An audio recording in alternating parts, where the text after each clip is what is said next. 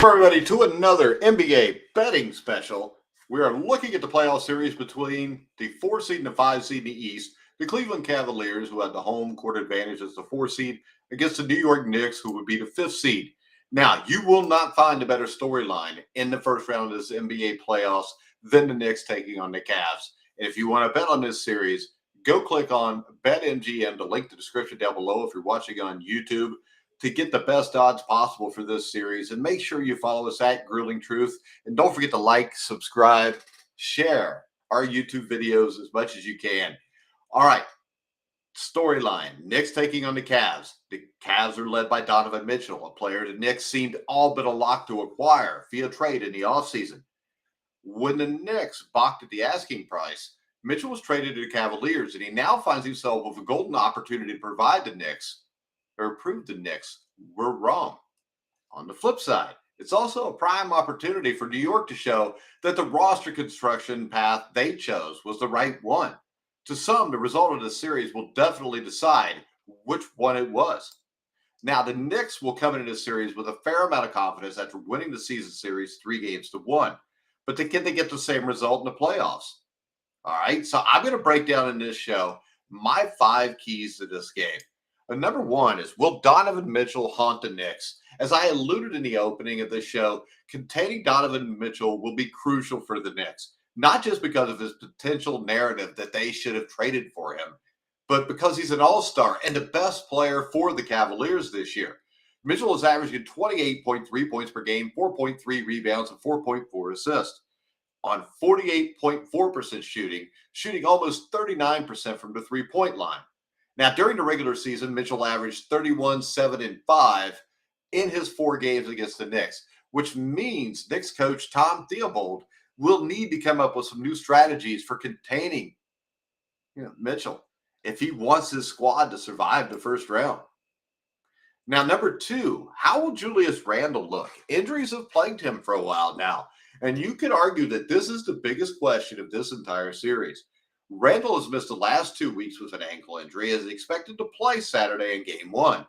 But there has been nothing definitive yet. And even if he does play, nobody is sure how close to 100% he'll even be. The Knicks have proven that they can win games without Randle, but he's their only all-star. And missing him for part of this series at all could be catastrophic to the Knicks' chances to advance. Now, when we look at number 3, can the Knicks, and this is something is imperative that the Knicks must do, they must maintain a turnover and free throw advantage. The Knicks have the 4th ranked net offensive rating in the NBA, despite ranking dead last in assists, 20th in true shooting percentage, and 20th in effective field goal percentage. That's pretty hard to do.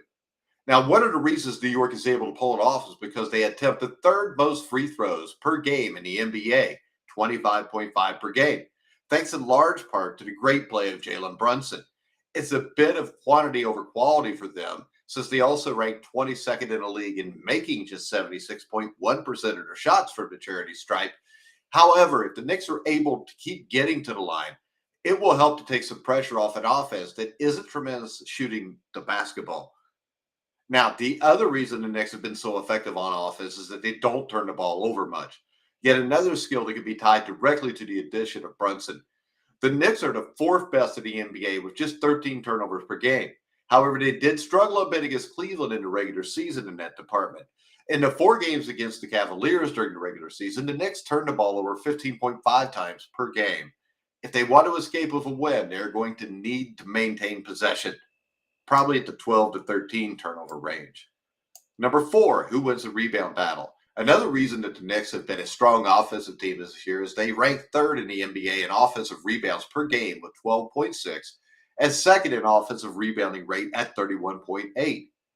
That's good news against a Cleveland team that, despite their size, ranks 25th in the NBA with a 31.4 defensive rebounds per game and ranks 20th by allowing their opponents to grab offensive rebounds at a 28.5% rate. If the Knicks are able to consistently get second chances on the interior with fierce rebounders like Mitchell Robinson, Isaiah Hartenstein, and Josh Hart, then their offense will be very tough to stop. Will Tom Thibodeau expand his rotation? New York has proven time and time again this year that they have a pretty deep roster.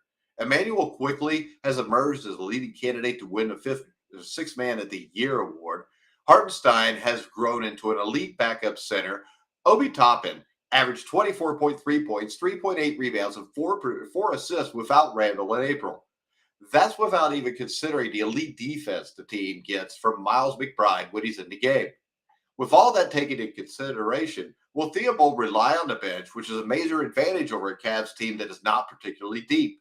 If Randall is not 100% or RJ Barrett has one of his poor decision-making games, will Theobald give more minutes to Toppin and Hart, or will he let the starters ride? I think that is the whole key to this series at the end. That's what it comes down to. If Quentin Grimes struggles to contain Mitchell, will McBride be given a chance to give the team a few good minutes? How Theobald handles those decisions could go a long way in determining whether or not the Knicks will see the second round of playoffs for the first time in a decade. My prediction. This is a rough one. I think this series is tight. This is similar to the Warriors-Kings. I think these are the two best series. At the end of the day, I think this Knicks team is deep enough to grind out a win or two in Cleveland against a Cleveland team that can that they match up well against.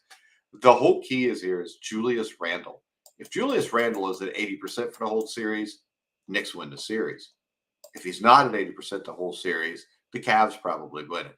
But when I look at this, I think the depth of the Knicks wins this series in 6 or 7 games over the Cavaliers. I think it's going to be a great series.